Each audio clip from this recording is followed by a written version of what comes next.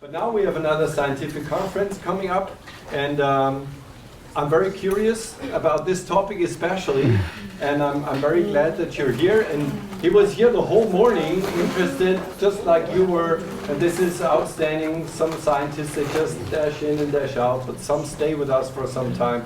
And I'm very glad to have met you already, and I'm very glad to listen to you now.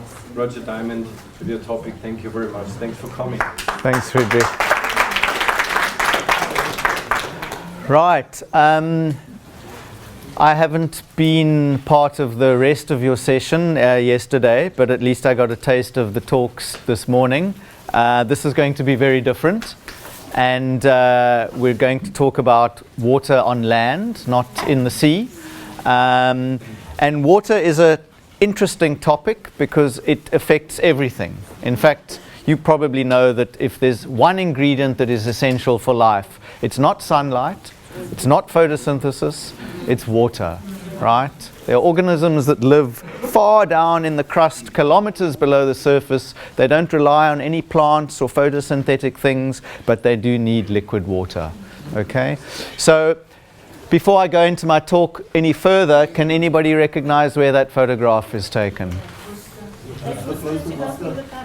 Yes, excellent. You guys are travelers, okay? That's the N1.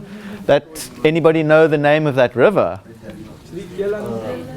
Close. The Elandspad joins into that river, but it's the same as one of the peaks in that pass. It's called the Molenaars.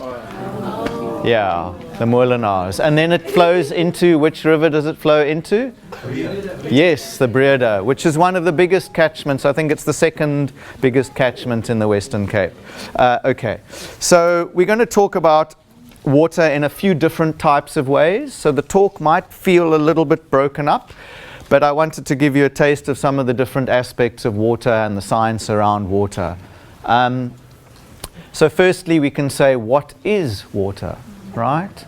And there's a photograph that shows you that the water is sometimes not always clear, right? So what do you think is causing that water to be there? That's a natural stream. This is near Swellendam. We went kloofing, which is kind of going down one of the kloofs, getting very wet. Lovely thing to do in summer. It's like hiking down a river. And this is the color of the water in that river. It's like tea, isn't it? Yeah. Right? Or brandy. Yes, now we're talking. Okay, that's after lunch, right? So what causes brandy to be the color it is, or whiskey? Do you know? It's plants, right? So it's either wooded in oak, or it's made with using peat, which is like the broken down plant material, or tea, where you put leaves in.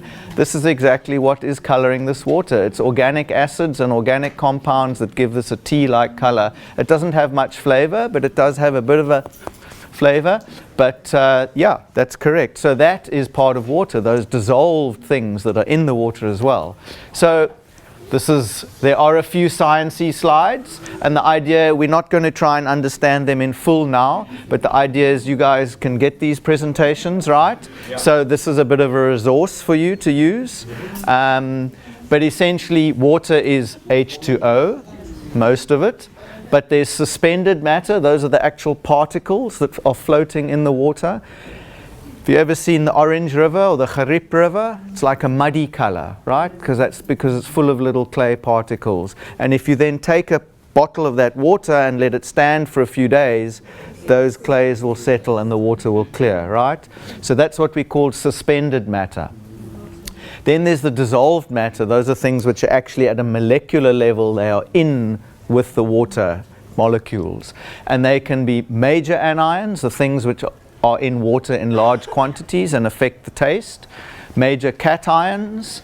I won't go through the list of all the things.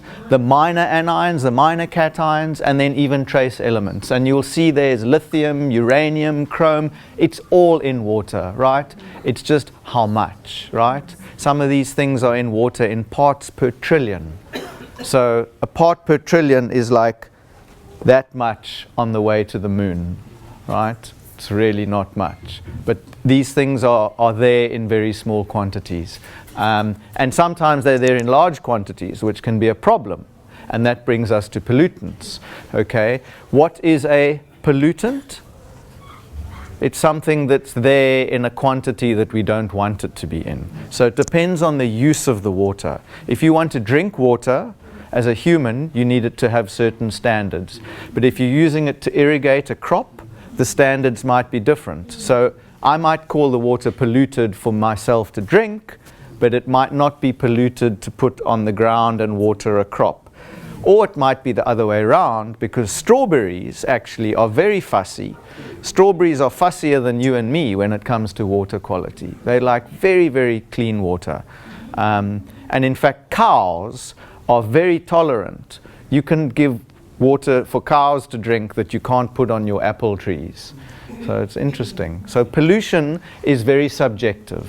Depends on, so when somebody says, oh, the water's polluted, it's like, well, who's it polluted for? What kind of pollution?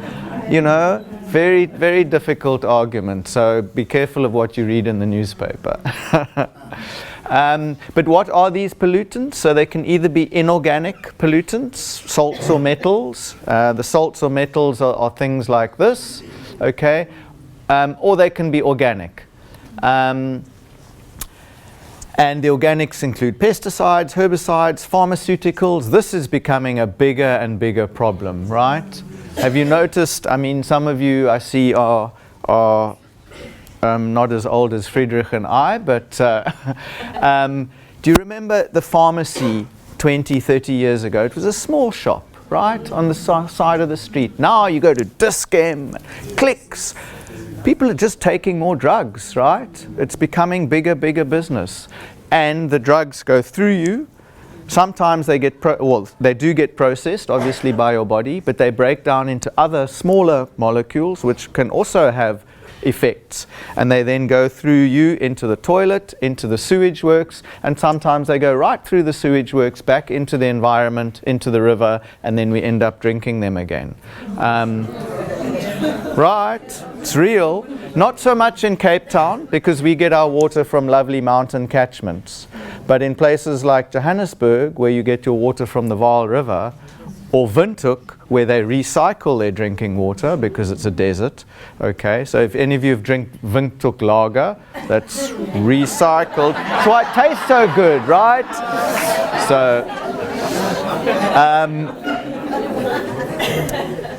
anyway, so a whole list of things. What else is important in water? Whoa, shit, sorry. What else is important in water is the microorganisms, okay? And these are things which can make us very sick very quickly. So things like cholera and salmonella, and they can cause big, big problems, okay? But equally, there are microorganisms that are essential. So again, it depends on where they are and in what quantities, right? There are microorganisms that live in the bottom of our gut, but if they get into the top of our gut, we get very ill, right? So they live in our poop and they come out and it's fine and it's all healthy, but don't get that in the top part of my system. Crazy, right? So it's very, very specific. So the science around this is very complicated. There are people who spend their whole lives working on one microorganism, right? There are people who spend their whole lives on nitrogen, nitrate pollution and phosphate pollution, okay? And there are other properties, oh, sorry, pressing the wrong button. There are other properties of water, okay? It's temperature, it's color, etc. So this, when you think about water, it's a complicated thing, right? To try and understand. This is the water cycle. You probably know about it. That's the natural water cycle. So there's evaporation of the oceans and the land and precipitation. I won't go through the whole thing. There are lots of diagrams like this on the internet. This is a good one, the one that I like from the USGS, United States Geological Survey. If you Google water cycle, that'll be the first one you get. And it's a good one. But humans have come along and we've changed the water cycle, okay? I can hear us changing the water cycle there. So we have the natural water cycle, but we've added all sorts of things to it. Agriculture, where we use the water, and there's this stands for evapotranspiration, which means evaporation, which is a physical process, and transpiration, which is a biological process, and that's just been bulked together into ET. Urban evapotranspiration, right? Motor cars, when you combust fuel, they produce H2O. When you use gas, it produces H2O. We give off H2O the whole time. And so we've changed the natural water cycle in many parts of the world. We've changed it substantially. And that is important because it affects what quality the water is and what quantity of water is still available to be used, because humans have affected this water cycle. Groundwater is something that is a little bit more complicated to understand because we can't see it.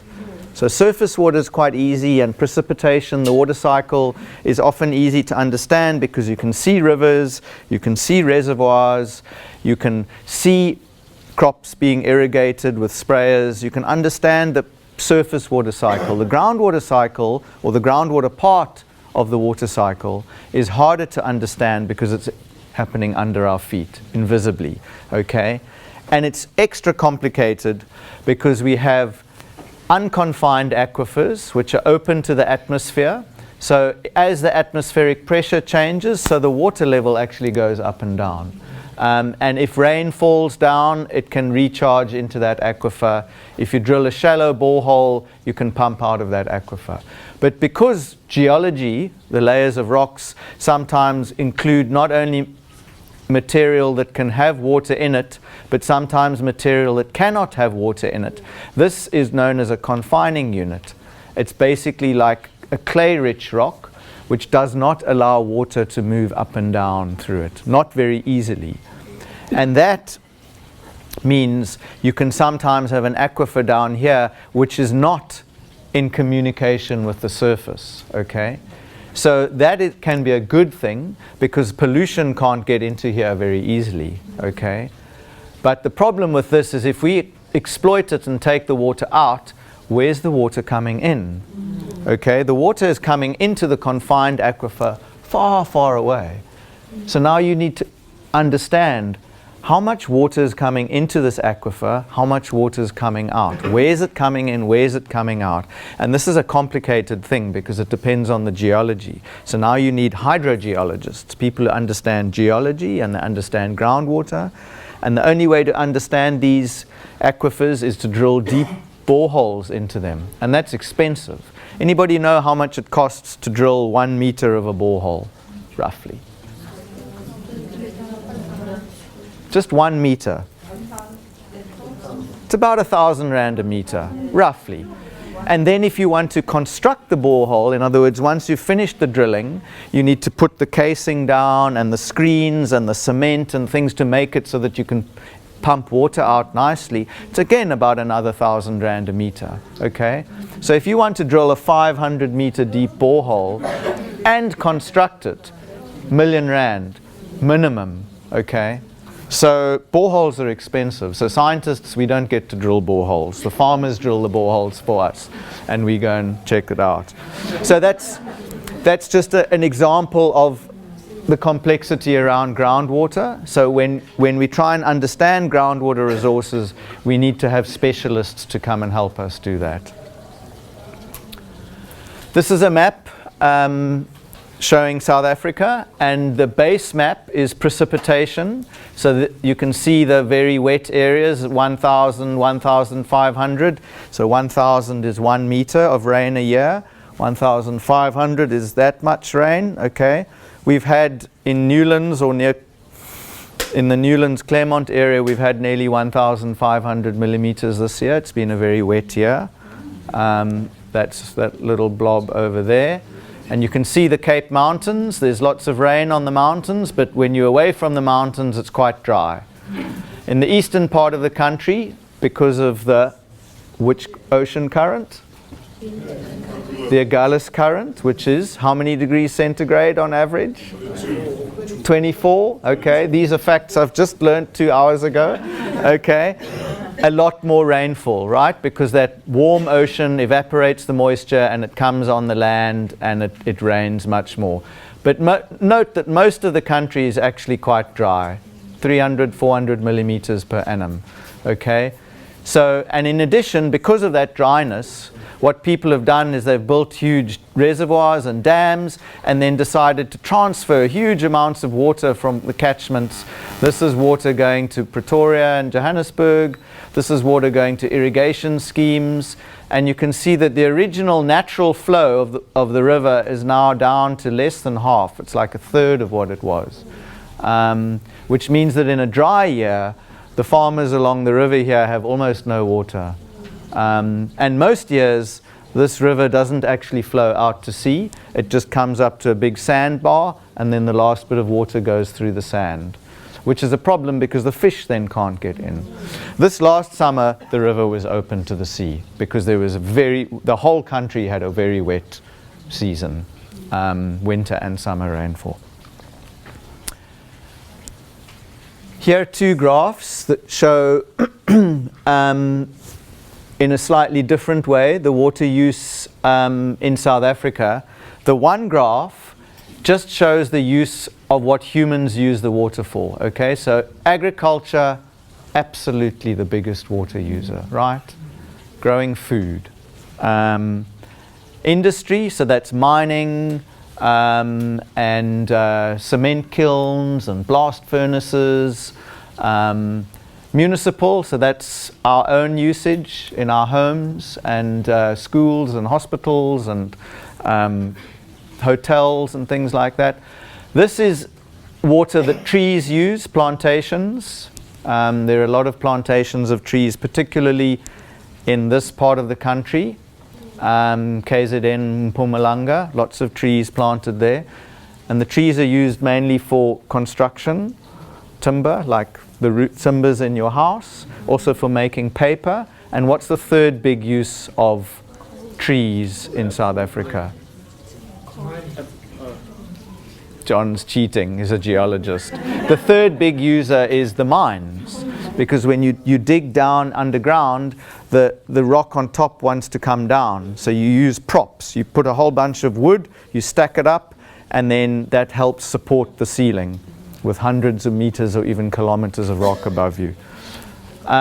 So yeah, those are the big users. Mining itself is not a big user, but industry, municipal, and agriculture the greatest.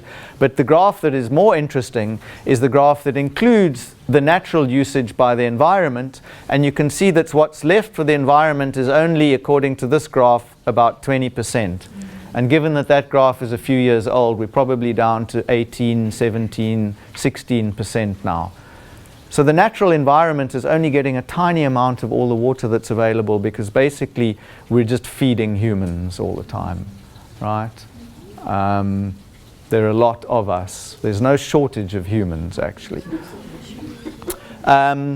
So a couple of other topics. One of the other big water users in South Africa in particular are alien plants. And you can see here that there's some areas that are heavily invaded by plants. Percentage of the land cover, more than a quarter, even more than half of the land is covered by invasive aliens.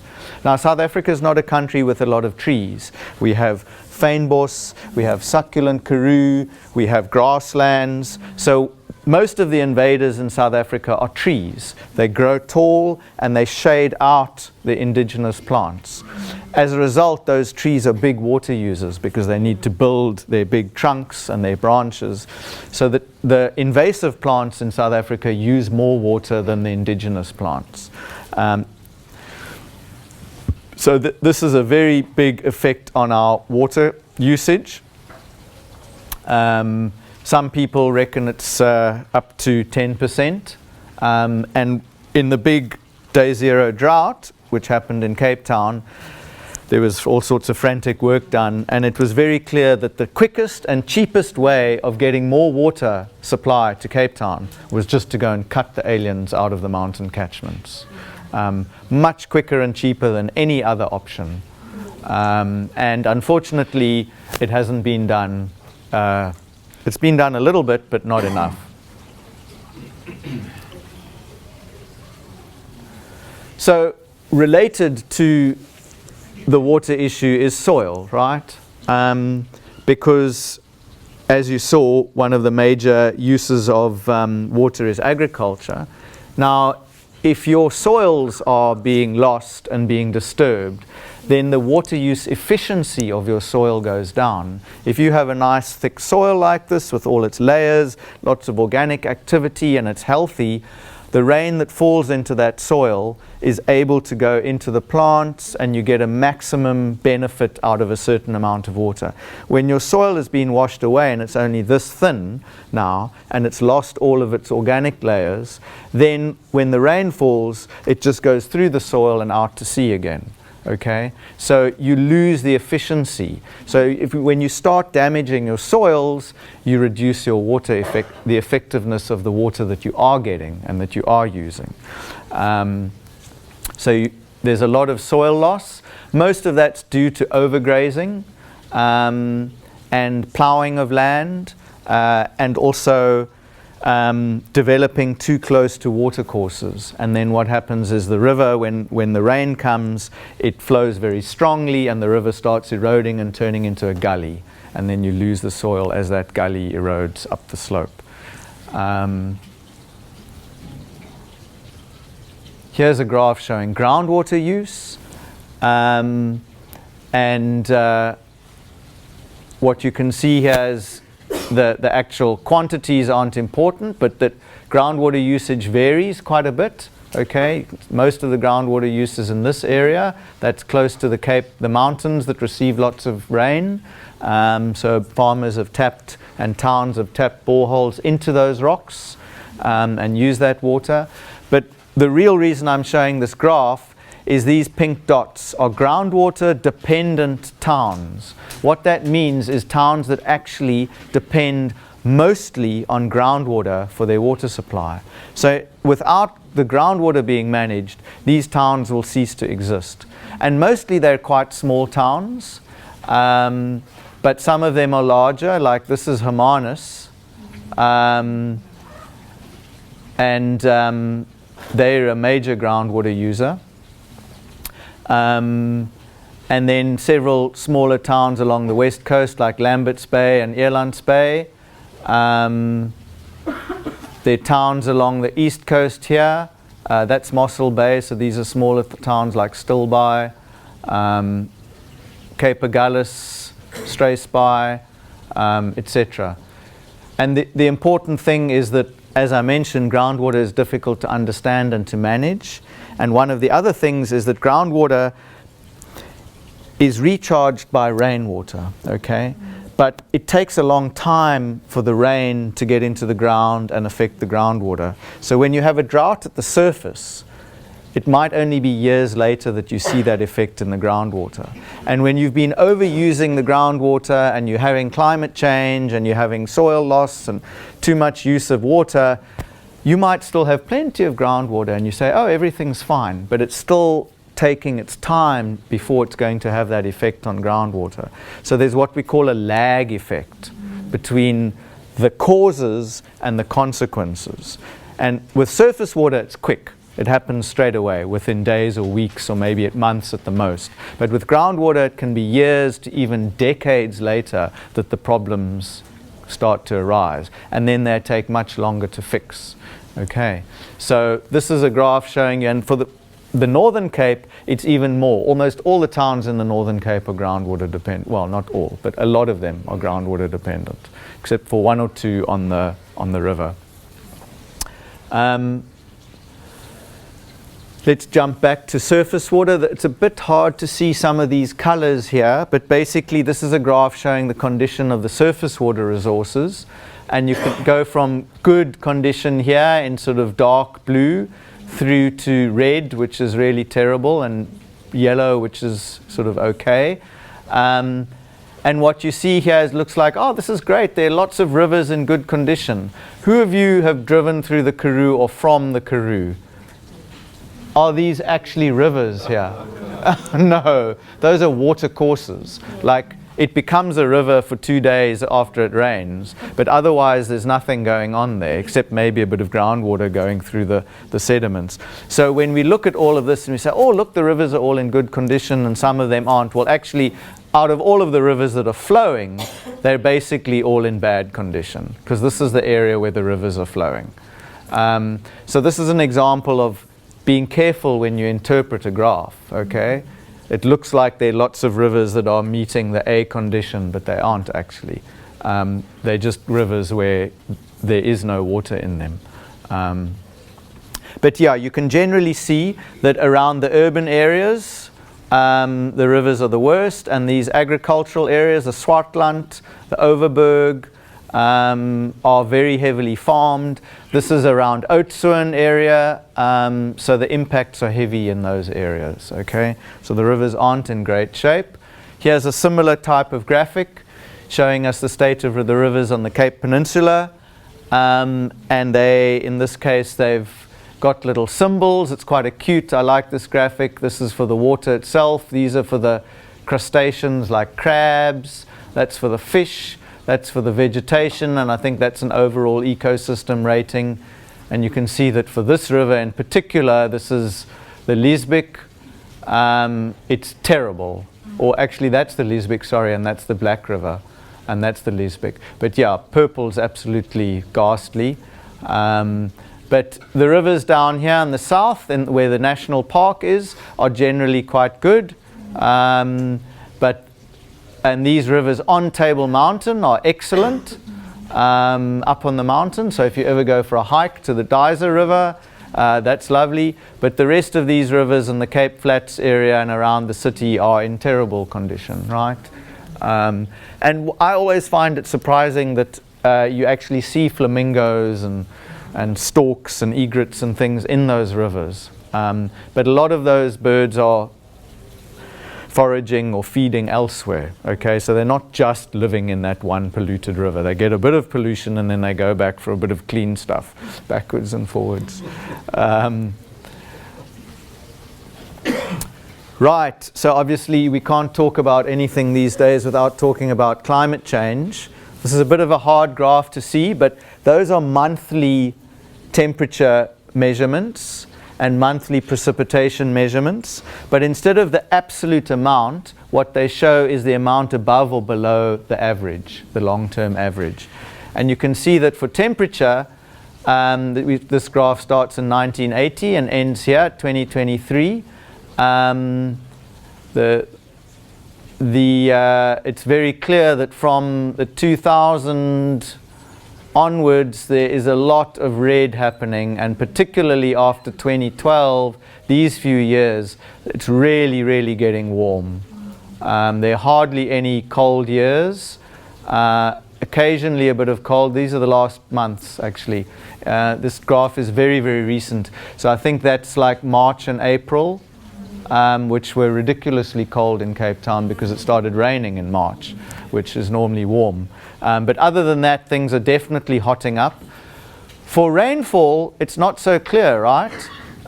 We have had a bunch of below average years, but now we're suddenly getting above average again. And there have been some wet years. That was 2013.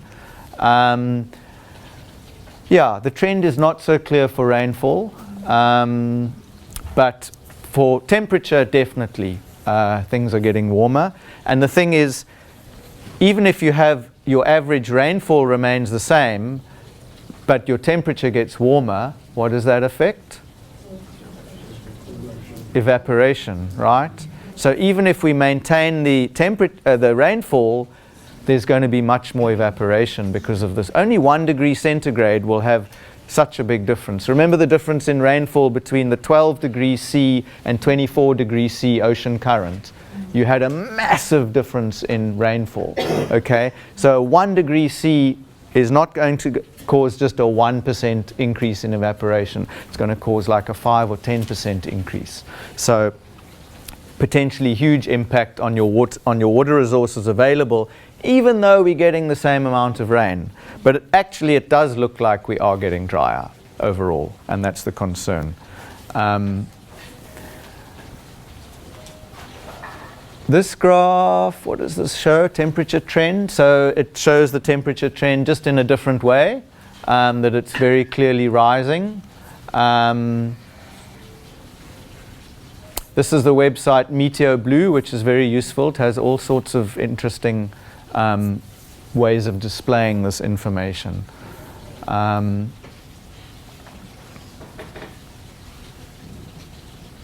that's the rainfall trend. Does look like it's going down ever so slightly, right?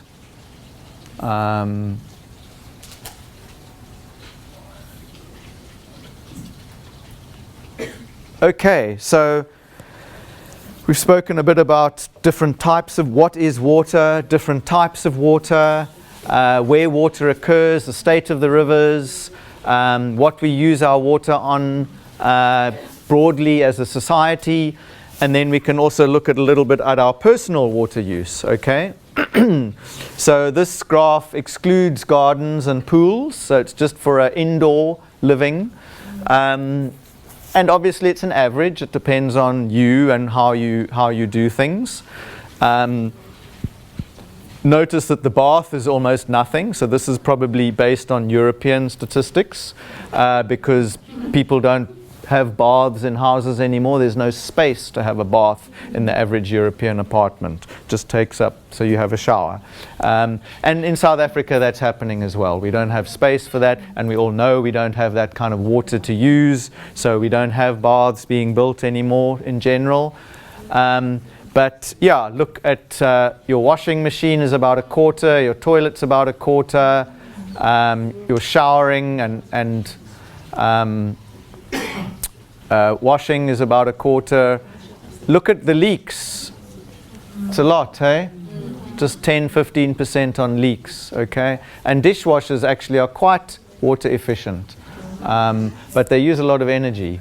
And depending on how you cook, you generally have to wash things in the dishwasher and in the sink. You can't do your breadboard or your special knives or your glasses or whatever, so then you're double washing anyway, right? So yeah, dishwashers have their place, but now this is what we think we're using water on. That's how much we use in our houses. Remember the agriculture? This is how much we're using when we eat an apple or when we eat a steak. That's how much water it took to make those things. So if we actually want to save water, yeah, what we do in our house matters, but what we eat from the supermarket really matters, okay? Whoops. And here's a water footprint. It's a great website. I've got a few resources at the end of the presentation. But here you can see the grains. Sorghum and millet are both African grains. Tea, a cup of tea, well, it's so much, 90 liters to get 1 liter of tea. That's because of the water it took to make the tea in the tea bag. It's crazy, hey? But yeah, this is the real monster, beef, because cows, not only they drink a lot of water, but mainly they eat a lot of grain. So cows are supposed to eat grass, they're supposed to walk around eating grass, but most cows are fed grains in order to get them to grow faster, and because there isn't enough space for them to walk around, so they're fed in feedlots, and they're fed mainly well, a variety of grains, but soya is one of the key ones. So it's all the water it took to grow that grain to then feed to the cow, which the cow then also drinks as well. And so beef is really a monster. Chicken is, there's another graph I think with chicken. Yeah, here we go. So again, beef scores the worst, chicken a lot worse. Fish, not too bad at all. If you are going to eat animal foods, fish or eggs maybe. And then even your oils, which are very rich and full of calories, really don't take that much. And then your fresh fruit and veg, almost nothing, right? Amazing. So if we really want to look at our water footprint, it's great to work around having shorter showers and that sort of thing. but our biggest impact is going to be what we eat, definitely. However, we can step back again and then say, okay, what about our total environmental impact, not just water? Because, right, looking in isolation is not good. We need to step back and see the big picture. So these are all the things. So if you are big on recycling, yeah, that's great, you know, and you've changed your light bulbs, and where's the water stuff? Okay, that's sort of energy related. Eat a plant-based diet. So your diet has a fair impact. Although I've read that actually diet is a much bigger impact because it has impact on biodiversity and land clearing and soil erosion. And so diet probably is bigger than in this graph. Remember, this is just one graph, right? Everybody's got a different way of calculating these things. But if you really want to have the biggest impact, think about how big your family is, okay? When you have children, that means their impact is forever going to carry on, right? So that's really the big one. Yeah. So our consumption habits are important, but our population size is as well. Okay. So these are all, it's such a complicated thing to try and understand. But this is for CO2, so this is actually really just looking at energy usage. So it isn't looking at land footprint and water, but it's nonetheless an interesting graph because people often leave this one out and they tell you to go and recycle and not use a tumble dryer. But if you're doing that and you have 5 kids, well, I don't know if that's going to make much difference. But anyway, it's all part of a complex equation, right? And here's some of the things you can do. You can't read that, but this is some of the material that's available from the City of Cape Town, how to save water. And yeah, there we go. That's the end of what I have to say. There's some website resources, but there are tons of other things that you can look at to get ideas of things. And that's a picture in the Cape Mountains in winter. It's actually, we started in De Toys Kloof. This is De Toys Peak in the background. And that's where the water starts in our catchments, up in these mountain catchments where it's nice and clean. And from there it goes on its long, crazy journey back to us. Thank you.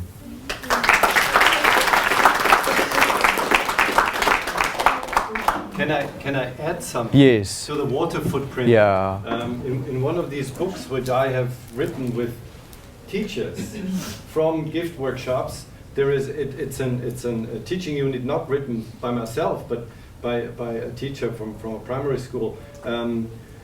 They also include like clothing or smartphone and electrical devices. Yeah. They use up so much water. So if we cut down consumerism, like buying clothes all the time. I just calculated because I have 1 kid less than I wanted. That gives me 40 free intercontinental flights. Yes. Okay. But this is also okay. Some questions. Yes. Yeah. Oh yes. So like the food pyramid, we're all aware of the food pyramid, and you see it in schools and you see it everywhere. Why don't you educate people on the water pyramid? Because you don't see it. The people don't tell us this. I didn't know beef take a lot of water, so I'm going vegan now. You know? Yeah. No. That's question number 1. And then question number 2, what you own us about the children? Everyone backs, like, can I keep one back? There are things we find out too late in life, right? I mean, it's just how it goes. No, so that's why I'm here, basically, to show you these things. And no, too late. And on the beef thingy, I'm still there, but why don't you own us? Or why don't they, or whoever's supposed to own us? So it's how the message gets out there is complicated, and you're competing with so many other messages. I mean, the industrial food machine is a big machine. I mean, Wendy's from the United States, where it's proper, right? Fast food was invented there, and it's a machine from maize to cow to burger. And people must eat it in a car while they're driving gas down, using gas driving down the highway. It's a consumption machine to keep the economy going and make money. And so you're competing with those messages, right? And here we are talking about, the other way of doing things. So that's the problem, is the society is full of competing messages. So you just have to put it out there and say to people, well, which one do you believe? And which one's going to be healthier for you as an individual? I mean, we all know we should probably eat a little less meat, right? But now it's also good for the environment, and it's going to save you money. So, like, why aren't you doing it, right? So, does that... Yes, yeah. thank you very much. Okay. Yeah. The first is just a statement. I mean, yes, it's all about environmental sustainability and stuff, but the biggest issue is the world is overpopulated, and it's at an alarming increasing rate, which is going to increase consumerism, and that chain reaction is going to continue exponentially, and we're just going to try and educate. It's all we have. It's our only weapon. But yeah, we all know what's really going to happen in the future. Yeah. The other thing is what I wanted to ask, the minerals that are in the water, do they change from when it rains till when it goes through the groundwater aquifer process?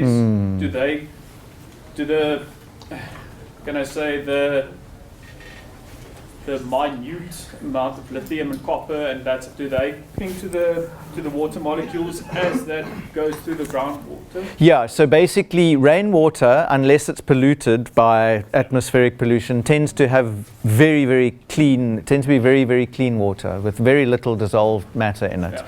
And then when it gets in contact with the ground, it starts dissolving rocks. That's how the mountains get worn down. The minerals dissolve, and they go into the rivers, and they get carried out to the ocean over millions of years. So yes, and that's where those minerals come from. And as a general rule, groundwater will then have even more minerals in it because it's exposed to more rock material. So that is basically the pattern. I was just curious about the type of aquifer that you were talking about. Like when I've walked in Table Mountain and I'm, on the contour part, yes, you see you actually pick up bits of granite in the rivers. Yep. And when you go down, you get that aquifer, the Lady Anne Barnard aquifer. What type of aquifer is that? I'm just looking at your diagram. So we don't have a board here. So if you picture the side of Table Mountain like this, right? The rocks that make up the mountain, but on the side of the mountain there's scree material, lots of boulders and soil and stuff, like a little apron. And most of the springs on Table Mountain, including the Kirstenbosch spring, which is at that Colonel Bird's Bath, are actually coming out of that scree aquifer. So there might be a contribution from the fractured rocks themselves, from the actual Table Mountain group quartzite, but most of the springs come out of that scree aquifer, because we notice we've taken measurements of changes in isotopes in the rainfall, and we've seen those similar changes in the springs, which indicate that the through flow is quite quick, which means it's the scree aquifer, not the fractured rock aquifer. Yeah. Can you just go back to the slide that shows the groundwater is separated from the... Way back. Yes. So this groundwater, right, does not connect. It does somewhere. With the confined aquifer. It does somewhere. So this is in this area, but at some point nothing lasts forever, right? So at some point this will pinch out, and then the two will be connected. And then over here, where this thing doesn't exist, this groundwater can flow into that one. So the water itself, is that salt water, or could that be like rainwater? Is not the same as the water that come out of the ocean? No, so this is a picture for on land. So unless we're right next to the ocean, it's all going to be fresh. Most yeah. Well, except that when the groundwater is very, very old and the water's been down there for a very long time, which relates to your comment, or it's in a desert area where before the water soaks into the ground it evaporates a lot and gets salty, then you can have salty groundwater. So salty groundwater is either close to the sea or it's typically in desert environments, or very, very deep, very, very old rocks. So those are the three instances where if you drill down you could hit salty groundwater. well, that water that's pretty salty, you bought out of the bowl, will you be able to use that to drink once it has gone through, even though it's salt water? If you desalinate it, yes, you can. So there is a way to desalinate the ocean water to make it drinkable? Yes. It takes it. So Takes a lot of energy. is there Yeah. organizations that focus on that Totally. moment in time, and do you maybe know one of those? Yeah, so the city of Cape Town is probably going to build a desalination plant. It's falling low down on the list of things to do because of load shedding, right? It uses a huge amount of energy, and actually, ironically, that energy uses a huge amount of water to make the energy, but it's just somewhere else. Distillation. There's a process called reverse osmosis where you push the water through these membranes and the salts stay behind and the water goes through. But that pressure is thousands of atmospheres of pressure, so it takes a lot of energy to do that. And then you also have this very, very salty brine to dispose of, which is not too much of a problem in the ocean, but it can create a sort of a dead zone where you put this, what they call a brine is water that is saltier than seawater.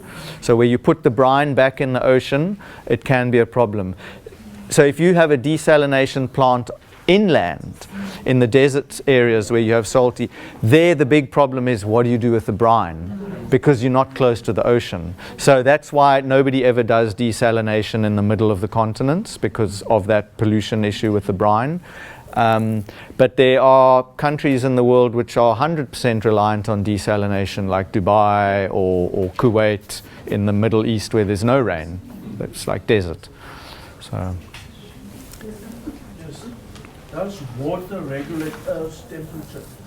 oh, water is critical in all processes. I mean, if we didn't have water on planet Earth, we wouldn't have plate tectonics. We wouldn't have anything that we have. The planet would be fundamentally different.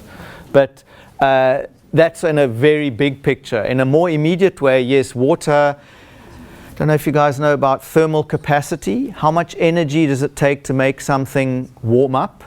So if I put a pan on the stove, like a metal pan, and I have the heat on there for like maybe 1 minute, the metal pan heats up this much. But if I put a certain amount of water in that pan, it's going to take much longer to heat up because water has a very high thermal capacity. So it takes a lot of energy to heat water up, but equally it takes a lot of energy for water to cool down. And that's why right now in Gauteng, it's already getting hot because the air is dry and there's no ocean close by. So as soon as the days start getting longer in August, the dry inland part of the country starts heating up, and they're already at 29, 30 degrees during the day. Whereas here in Cape Town, because of the oceans and because of all the rainfall and the soil is moist and the trees, the thermal capacity is much higher. So it takes a long time. So our summer only arrives in December, January. Yeah.